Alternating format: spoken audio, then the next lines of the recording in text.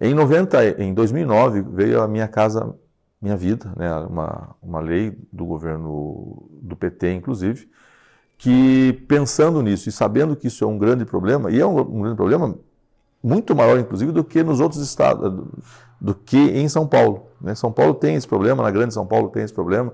Como te falei, Itaquá tem, Sorocaba, Osasco tem 10 mil unidades regulares, e Itaquá tem 4 mil. E são cidades, em termos de tamanho, muito menores. Então, é muito adensamento de problemas. E a favelização é um caminho natural para isso. E a favelização vai acontecer mesmo que você hoje não tenha uma cidade pobre, que você tenha uma cidade de média para cima. Essas pessoas elas vêm e circundam essa riqueza. Então, esse é inclusive um nosso medo em relação ao aeroporto Catarina, por exemplo. Ele vai trazer uma expansão ali, vai trazer uma viabilidade econômica para um grupo mais abastado, mas vão surgir aquelas pessoas, vamos morar lá porque lá vai ter lá uma casa para a gente cuidar, vai precisar lá de uma mão de obra mais, né, que é a nossa, tal, eles têm mais ou menos essa noção, e aí você vai formar esses núcleos. Então está lá o Mombaça, por exemplo, que é um loteamento que está na beira da Castelo. É irregular. Hoje lá um lote de 1.000 metros, em alguns casos, já tem 8 casinhas ocupando 125 metros quadrados cada uma.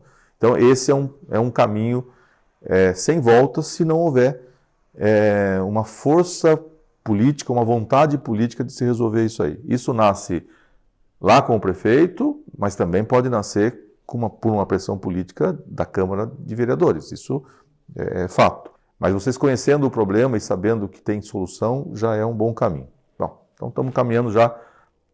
Falamos do problema, falamos como ele nasce, falamos da preocupação nacional, porque não é só do Estado de São Paulo. Então teve que vir uma lei que teve um objetivo bastante claro, que era eliminar toda e qualquer condição impeditiva da regularização fundiária. A regularização fundiária sempre foi possível. A Lei 6766 é a lei de parcelamento do solo urbano, mas tem lá os espaços, tem os seus capítulos, os seus artigos que dizem como fazer para regularizar o loteamento irregular.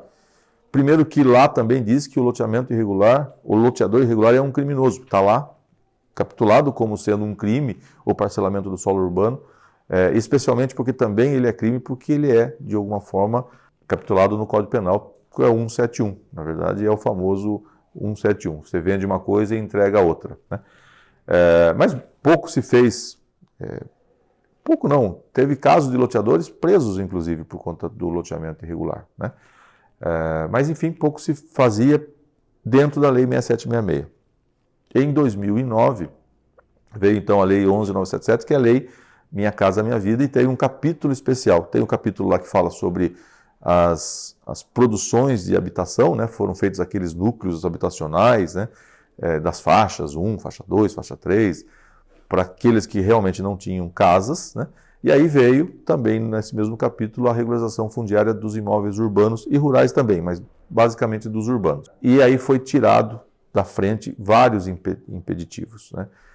Mesmo que o imóvel não tivesse a infraestrutura necessária que a 6766 exigiria, ela foi dado prazo para que ele fosse regularizado documentalmente. Aí alguns inclusive diziam, puxa, mas eu vou fazer uma regularização de papel, né? Vou fazer uma regularização que vai ficar no papel? Não, não é isso.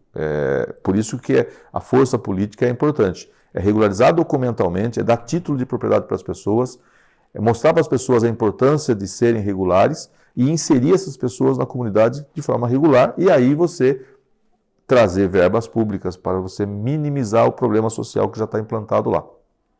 Trazer uma verba pública, uma emenda para um asfaltamento de um bairro que hoje não é asfaltado, e muitas vezes não é asfaltado porque ele é irregular.